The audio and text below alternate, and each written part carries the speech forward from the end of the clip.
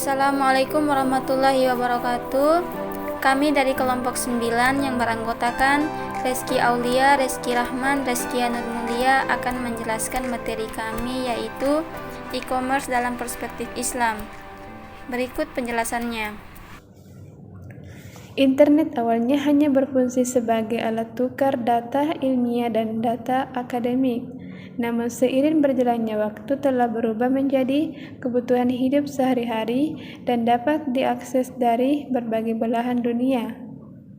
Keberadaannya ditandai dengan semakin maraknya kegiatan perekonomian yang memanfaatkan internet sebagai media perdagangan barang atau jasa antara penjual atau penyedia jasa dengan konsumen, yang lebih dikenal dengan perdagangan elektronik atau electronic commerce atau e-commerce. Pengertian e-commerce. E-commerce secara umum dapat diartikan sebagai transaksi jual beli secara elektronik melalui media internet. Selain itu, e-commerce juga dapat diartikan sebagai suatu proses berbisnis dengan memakai teknologi elektronik yang menghubungkan antara perusahaan, konsumen, dan masyarakat dalam bentuk transaksi elektronik dan pertukaran atau penjualan barang, servis, dan informasi secara elektronik. Selanjutnya yaitu e-commerce dalam perspektif Islam. Islam merupakan agama yang mengatur segala aspek kehidupan, termasuk juga mengenai transaksi jual beli atau muamalah. Dalam perspektif Islam, e-commerce jelas merupakan suatu bentuk kontemporer yang belum pernah ada dilaksanakan pada masa-masa awal Islam, sehingga tidak ada tertuang aturannya secara konkret dalam Al-Quran dan Sunnah Nabi Muhammad SAW. Pada prinsipnya, Islam tidak melarang kegiatan apapun yang dilakukan di dalam ekonomi, asalkan berpedoman dan tidak bertentangan dengan prinsip-prinsip yang telah digariskan. Adapun beberapa prinsip-prinsip dagang dalam Islam, yang pertama yaitu multi-type ownership atau kepemilikan multijenis. Prinsip ini adalah terjemahan dalam nilai tauhid bahwa pemilik primer terhadap langit, bumi, dan seisinya adalah Allah Subhanahu wa Ta'ala. Sedangkan manusia diberi amanah untuk mengelolanya. Prinsip kepemilikan multijenis yakni mengakui bermacam-macam bentuk kepemilikan, baik oleh swasta, negara, maupun campuran.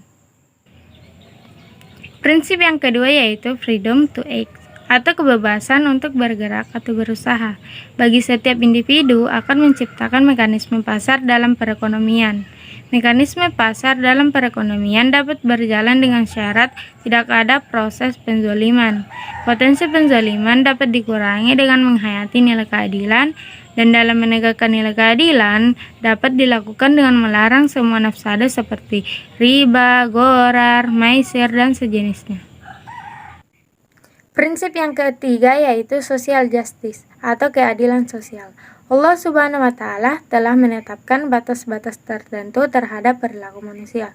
Allah Subhanahu wa Ta'ala dan Rasul-Nya telah menetapkan transaksi perdagangan dengan persetujuan antara kedua belah pihak dalam suatu transaksi sebagai sesuatu yang halal atau diperbolehkan, dan melarang mengambil benda orang lain tanpa persetujuan dari mereka. Sebagai alat pertukaran, jual beli mempunyai rukun-rukun yang harus dipenuhi sehingga jual beli dapat dikatakan sah. Yang pertama yaitu orang yang bertransaksi atau penjual dan pembeli. Yang kedua yaitu sikhat atau lafal ijab dan qabul. Dan yang ketiga yaitu objek transaksi atau barang yang diperjualbelikan dan nilai tukar atau harga pengganti barang. Adapun syarat jual beli dalam Islam, yang pertama yaitu berakal, kedua kehendak sendiri, ketiga keadaan tidak mubazir, dan terakhir itu balik. Unsur utama dalam kegiatan jual beli adalah kerelaan kedua belah pihak. Kerelaan tersebut dapat dilihat dari ijab dan kabul yang dilangsungkan. Ijab adalah pernyataan yang keluar lebih dahulu dari salah seorang yang melakukan transaksi yang menunjukkan keinginan dalam melakukan transaksi. Sedangkan kabul adalah pernyataan dari pihak kedua yang menunjukkan atas kerelaannya dalam menerima pernyataan pertama. Adapun syarat dalam ijab dan kabul, yang pertama, tujuan yang terkandung dalam pernyataan itu jelas. Selanjutnya, terdapat kesesuaian antara ijab dan kabul. Yang ketiga, pernyataan ijab dan kabul ini mengacu kepada suatu kehendak masing-masing pihak secara pasti dan tidak ragu-ragu. Yang keempat, ijab dan kabul harus berhubungan langsung dalam suatu majelis. Selanjutnya, jenis-jenis e-commerce. Yang pertama, bisnis to consumer atau disebut juga bisnis ke konsumen. Bisnis ke konsumen merupakan suatu transaksi bisnis secara elektronik yang dilakukan pelaku usaha dan pihak konsumen untuk memenuhi suatu kebutuhan tertentu dan pada saat tertentu. Adapun beberapa yang termasuk di dalamnya diantaranya adalah portal, retail online, content providers, transaksi pialang, jasa provider, dan komunitas provider.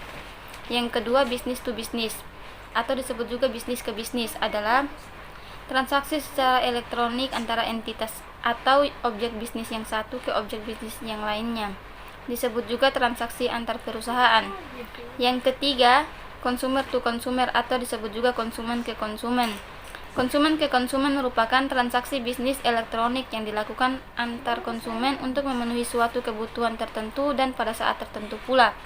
Segmentasi konsumen ke konsumen ini sifatnya lebih khusus karena transaksi dilakukan oleh konsumen ke konsumen yang memerlukan transaksi. Sekian dari kelompok kami, kurang dan lebihnya mohon dimaafkan. Wassalamualaikum warahmatullahi wabarakatuh.